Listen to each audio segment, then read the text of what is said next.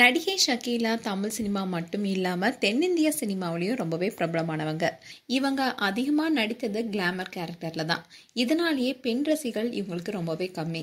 இந்நிலையில அவங்களுடைய அக்கா மகன் திருமணத்துல திருமண மேடையிலேயே ஷக்கீலா அவமானப்படுத்தப்பட்ட சம்பவம் குறித்து ஒரு இன்டர்வியூல பேசியிருக்காங்க. அது பலருக்குமே அதிர்ச்சி ஏற்படுத்தியிருக்கு.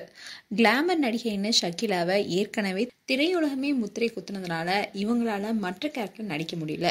இந்நிலையில சின்ன திரையில கால் பதித்தாங்க. அதுக்கப்புறமா ஷக்கீலா தன்னுடைய கடந்த கால அனுபவங்கள் குறித்து ஷேர் பண்ணாங்க. இதை தொடர்ந்து ரசிகர்கள் பட்டியல பெண்களும் அதிகமானாங்க. இப்படி இருந்த நிலையில தான் இவங்க இப்ப ரீசெண்டா ஒரு இன்டர்வியூ கொடுத்திருக்காங்க. தான் அவமானப்படுத்தப்பட்டதை குறித்து பேசியிருக்காங்க. அதுல அவங்க என்ன சொல்லியிருக்காங்கன்னா, என்னுடைய அக்கா மகனுடைய திருமணத்துக்கு நான் போயிருந்தேன். மணப்பெண் நான் மேடைக்கு வந்தா இருக்க மாட்டேன்னு சொன்னாங்க. இது எனக்கு தெரியாது.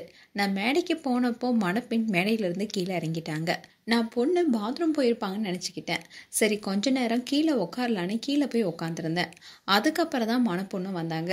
இவ்வளவு நடக்கும் போதும் என்னுடைய மனசில் மட்டும் ஏதோ ஒன்று தவறாக இருக்குன்னு ஓடிட்டே இருந்துச்சு. உடனே நான் மேடைக்கு போனேன். என்னுடைய அக்கா மகன் என்னுடைய முகத்தை கூட சரியாக பார்க்கல. நான் கொடுத்த கிஃப்டை இடது கையில் வாங்கி அப்படியே பின்னாடி கொடுத்துட்டான்.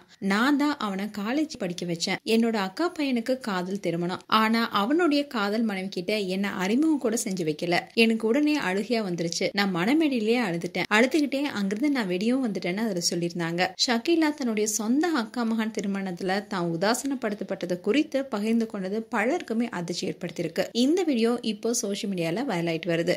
மேலும் ஷக்கீலா குறித்து உங்களுடைய கருத்துக்களை கமெண்ட் செக்ஷன்ல சொல்லுங்க. இது போன்ற வீடியோஸை பார்க்க நியூஸ் தமிழ் கிட்ஸ் சேனலை சப்ஸ்கிரைப் பண்ணுங்க. மறக்காம நோட்டிபிகேஷன் பட்டனை கிளிக் பண்ணுங்க.